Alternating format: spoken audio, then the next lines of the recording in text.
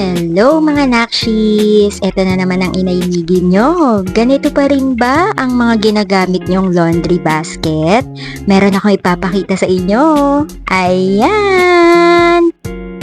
Una kong nakita tong ganitong klase ng laundry basket kay Nanay Ella na lagi kong pinapanood din dito sa TikTok. At eto na nga, nakakatuwa, meron na rin ako. Napakaganda talaga niyang tignan mga nakshis kasi napaka-aesthetic lang niya at rotatable pa dahil meron siyang gulong sa ilalim. 360 yung pagkaka-rotate niya at nakakatuwa kasi hindi na ako mahihirapang magbitbit kapag maglalaba ako. At the same time, tignan nyo naman, napaka-spacious niya, napakalaki talaga nung nung capacity niya. Napakarami niya na ng mga damit na pwedeng mailagay.